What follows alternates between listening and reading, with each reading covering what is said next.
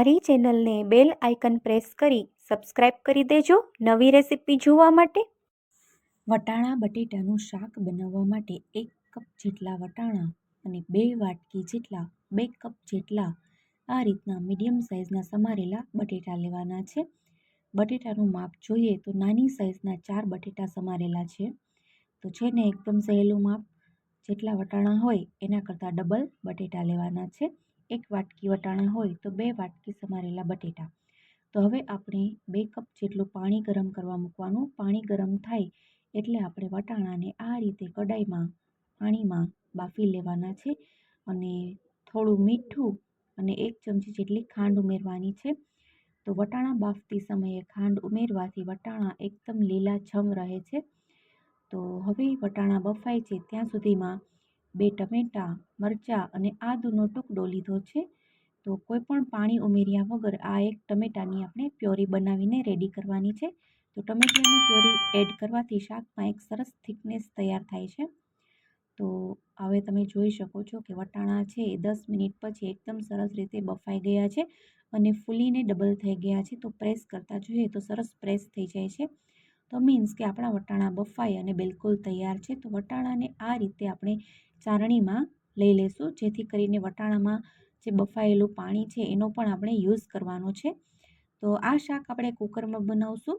તો કુકરમાં શાક બનાવવા માટે 1/4 કપ જેટલું ઓઇલ એટલે કે 4 થી 5 ચમચી જેટલું તેલ ગરમ કરવા મૂકવાનું છે અને તેલ ગરમ થાય એટલે આપણે જે તૈયાર કરેલા બટેટા છે એ બટેટાને આપણે 5 થી 6 મિનિટ સુધી તેલમાં ગેસની ફ્લેમ સ્લો ટુ મીડિયમ રાખી અને સરસ ફ્રાય કરવાના છે। બટેટા ઉપર એક સરસ મજાનું લેયર બની જાય, એક સરસ કોટિંગ બની જાય ત્યાં સુધી બટેકાને ફ્રાય કરશું। તો છે ને એકદમ સરસ આ શાક બનાવવું ખૂબ જ સરળ છે। તો હવે આપણે એક વાટકીમાં 1 ચમચી હળદર, લાલ મરચું પાવડર, ધાણા જીરું પાવડર, સ્વાદ પ્રમાણે મીઠું અને સાથે ગરમ મસાલો અને શેકેલા જીરાનો પાવડર ઉમેરવાનો છે અને સાથે કિચન કિંગ જેટલો મસાલો ઉમેરવાનો છે અને થોડું પાણી ઉમેરી અને એક સરસ મજાની મસાલાની પ્યોરી પેસ્ટ બનાવવાની છે। તો આ રીતે આપણે પ્યોરી બનાવીને શાકમાં ઉમેરશું તો શાકમાં એક સરસ થિકનેસ આવશે અને આપણા મસાલા છે જરા પણ બળશે નહીં। તો ટમેટાની પ્યોરી બનાવી લેવાની છે અને આ રીતે આપણે શાકમાં ઉમેરવાની મસાલાની પેસ્ટ બનાવવાની છે। તો એ 2 તૈયારી કરવાની છે। વટાણાને બાફવાના છે અને બટેટાને આપણે ફ્રાય કરશું। તો 5 મિનિટ જેવો સમય થવા આવ્યો છે। તમે જોઈ શકો છો કે ચપ્પુની મદદથી તમને બતાવી દઉં કે બટેટા એકદમ સરસ ચડી ગયા છે। તો એકદમ સરસ આસાનીથી કટ થાય છે। તો બટેકા સરસ ચડી ગયા છે। તો હવે આપણે બટેટાને ઝારાની મદદથી એક અલગ પ્લેટમાં લઈ લેવાના છે। તો એકદમ સરસ ઢાબા સ્ટાઇલ આ રીતે વટાણા બટેકાનું શાક બનશો તો એકદમ સરસ ઢાબા સ્ટાઇલ વટાણા બટેકાનું શાક બનશે અને આ શાકને આપણે ગ્રેવી સાથે બનાવીશું એટલે એકદમ સરસ પંજાબી ટચ આવશે। તો હવે આપણે જે વધેલું તેલ છે એમાં જ રાઈ જીરું ઉમેરવાનું છે અને એમાં જ આપણે શાક વઘારવાનું છે। તો રાઈ જીરું ફૂટે એટલે હિંગ ઉમેરવાની છે। ત્યાર પછી ચક્રફૂલ, સૂકું લાલ મરચું અને તમાલપત્ર ઉમેરી અને એને સોતે કરશું અને ત્યાર પછી હવે આપણે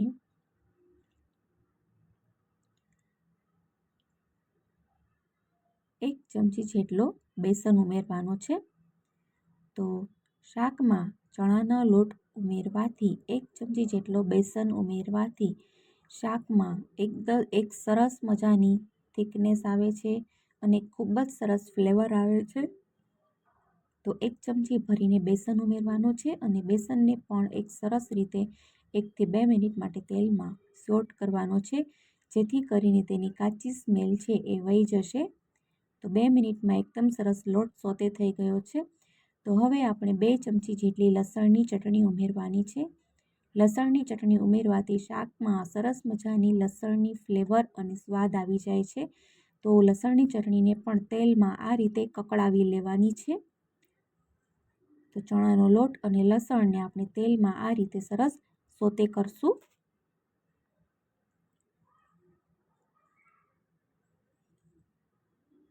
ત્યાર પછી તૈયાર કરેલી ટમેટા પ્યુરી ઉમેરવાની છે અને ટમેટા પ્યુરી ઉમેરાઈ જાય ત્યાર પછી આપણે જે તૈયાર કરેલી મસાલા પેસ્ટ છે એ ઉમેરવાની છે. તમે જોઈ શકો છો કે ચણાનો લોટ ઉમેરવાથી કોઈ પણ મસાલા ઉમેર્યા વગર જ એક સરસ થીક ગ્રેવી તમને જોવા મળી રહી છે.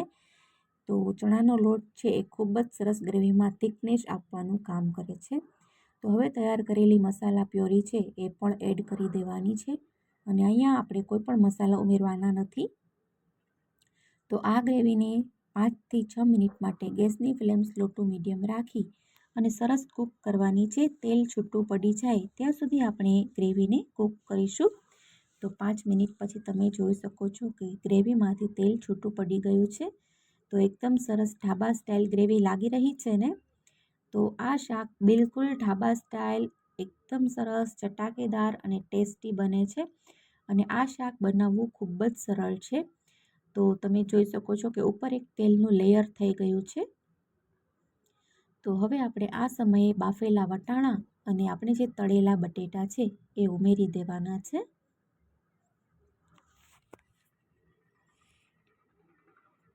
તો જ્યારે ઘરે કોઈ પણ મહેમાન આવે ત્યારે આ રીતે આપણે વટાણા બટેટાનું શાક બનાવીએ તો ખૂબ જ એક્સ્ટ્રા લાગે છે અને આ શાક ખૂબ જ એટલે ખૂબ જ સ્વાદિષ્ટ બને છે અને બિલકુલ પંજાબી શાકની ટક્કર મારે એવું સ્વાદિષ્ટ પંજાબી ટેસ્ટનું જ આ શાક તૈયાર થાય છે.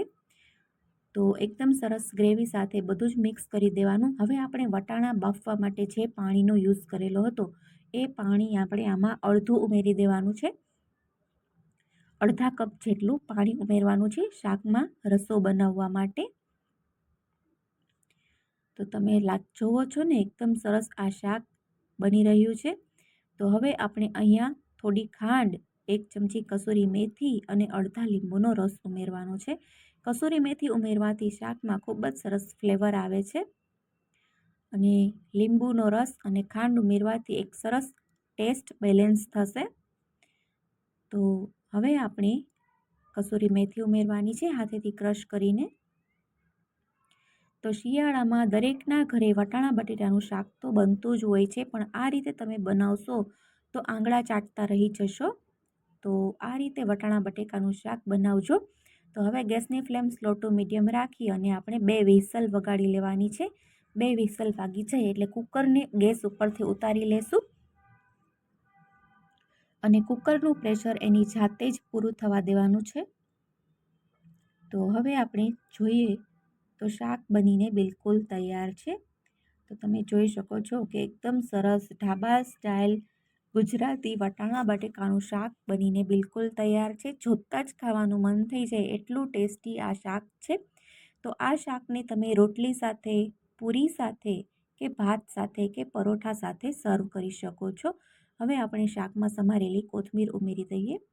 તો આ શાક ખૂબ ઝડપથી બની જાય છે અને ખૂબ જ સ્વાદિષ્ટ બને છે. ઘરે જ્યારે મહેમાન આવે ત્યારે ચોક્કસથી બનાવજો ફ્રેન્ડ્સ.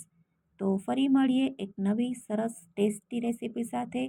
જો રેસીપી સારી લાગી હોય તો વિડીયોને લાઈક કરી દેજો, શેર કરી દેજો અને ચેનલને બાજુમાં આપેલું ઘંટડીનું બટન દબાવી અને સબસ્ક્રાઈબ કરી દેજો નવી રેસીપી જોવા માટે.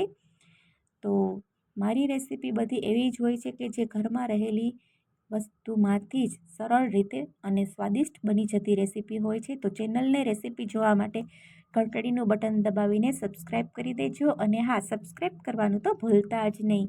અને જો તમે ફેસબુકમાં જોતા હોય તો મારા ફેસબુક પેજને ફોલો કરી દેજો. ઇન્સ્ટાગ્રામમાં પણ શોર્ટમાં, રીલ્સમાં રેસીપી જોવા માટે ઇન્સ્ટાગ્રામમાં પણ ફોલો કરી દેજો. તો thank you for watching. Bye bye. Take care.